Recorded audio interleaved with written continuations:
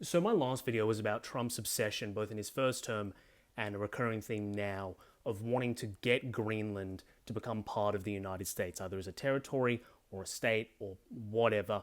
But there's a secondary interest of him that has come up now, which is seemingly a much bigger focus for him than during his first term. And that is clearly his intention to try and reclaim the Panama Canal for the United States. The Panama Canal is a vital piece of international infrastructure that helps with global trade. And I think it deserves its own deep dive video, this one, basically breaking down what Trump's intentions are, what his motives are, and why trying to reclaim the Panama Canal will most likely be pretty counterproductive in expanding America's interests globally. So a quick bit of history. The Panama Canal, which this might surprise you, is a canal in Panama. It cuts the country down the middle and is basically a point where you can get from the Atlantic to the Pacific and vice versa without having to go around the entirety of South America. So it is a massive time saver when it comes to global trade. It was built by the United States and was completed in the early 1900s, and for over 70 years, it was administered directly as a US territory. So for most of the 20th century, Panama as a country was completely cut in half, with a US territory right in the middle of it.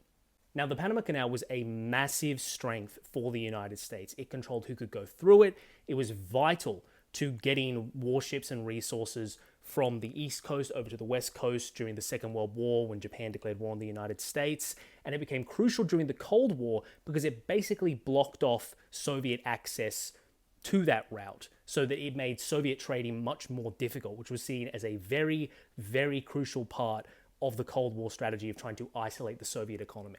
But in the 1970s, Jimmy Carter, who was recently passed, God rest his soul, gave the Panama Canal back to the country of Panama. His main motives being that an act of good faith to the entirety of Latin America to show that America was trying to wind back its earlier imperialist tendencies, despite what Ronald Reagan would later do. But then also because there was some concern that the Soviets themselves might just establish their own canal, which would be a diplomatic nightmare. So Carter's perspective was it would be much more beneficial just to have a simple international zone there where all ships from all countries could use the canal. But of course, the United States left with some assurances in the treaty that it signed with Panama, that being that the Panama Canal would remain neutral and not get involved in conflicts barring certain nations from using the Panama Canal, and that also a very vague statement where if the United States deemed that Panama was not holding up to its obligations of being an internationally neutral resource that any country could use, that the United States would be allowed to invade Panama.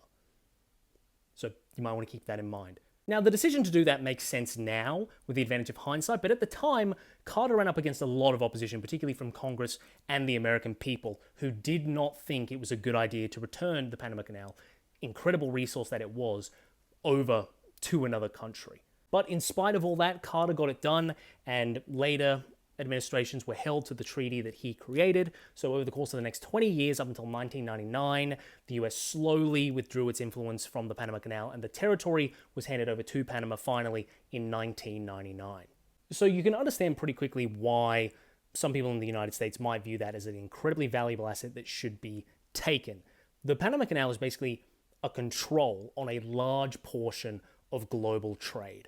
And of course, you can't look past the potential of revenue raising. Any American politician that wants to take back the Panama Canal is definitely going to be thinking about how many millions, if not billions of dollars they could raise by controlling the tolls on everyone who goes through the Panama Canal.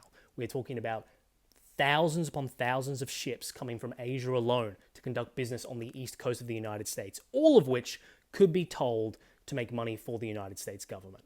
And there is also the element of just diplomatic power, as it were. If you have a regional rival, let's say China, for example, in a world where the United States has taken back the canal, and they just say no Chinese vessels are allowed to go through the canal, then what that essentially does is not only block China's access to the east coast of the United States, but also massively damages their ability to trade with Europe, considering how much travel time and how much more costly fuel alone would be in going through alternate routes to get to those markets. But speaking of China, I think this is where Trump's rationale, his idea of a justification for taking back the Panama Canal, actually comes from.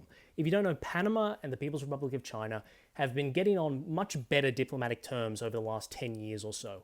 In 2017, Panama officially recognized China as China. Prior to that, they recognized Taiwan as the official state of China. And since then, the two countries have been coming together and improving their diplomatic relations.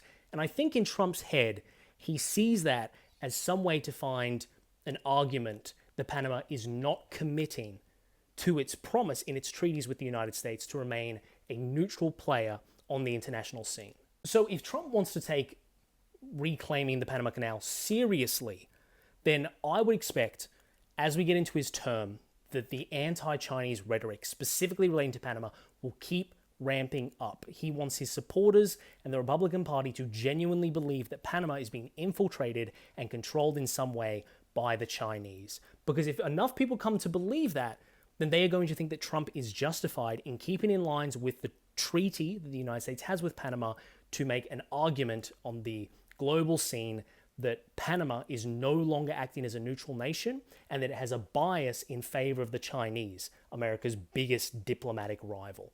But this is something that is very important to remember. It is not at all without precedent for the United States to invade Panama. If you didn't know, the United States actually did invade and topple the government of Panama in 1989. The dictator of Panama at the time was showing increasingly anti-American views, and after a coup against him, which he believed was orchestrated by some Americans, Panama declared war on the United States in 1989. And this was not just a symbolic declaration or a war on paper. The night of the declaration, a US Marine stationed in Panama was shot and killed by Panama's defense forces. So over the course of about a month, the United States invaded and overthrew the government of Panama, then installing a democratically elected president afterwards.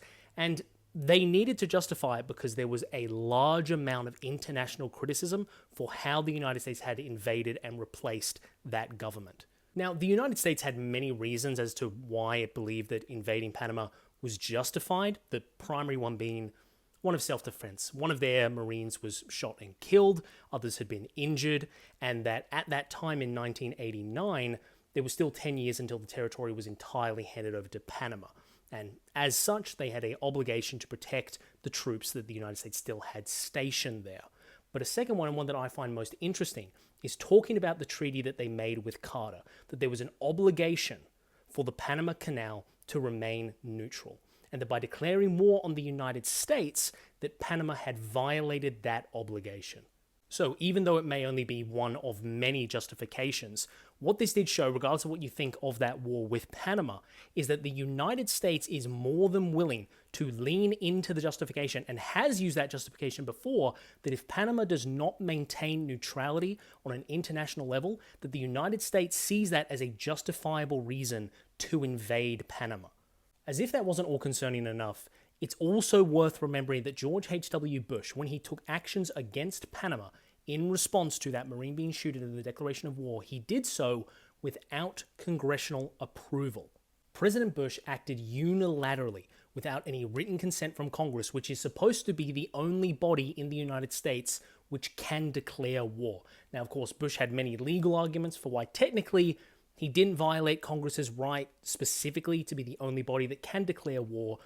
What this showed is that not only is there an example of a president or the United States in general invading Panama, but there is also an example of a president issuing an invasion of Panama without congressional approval. So all these reasons are why Panama is a bit of a concern for me when it comes to Trump's grandstanding about taking back the canal.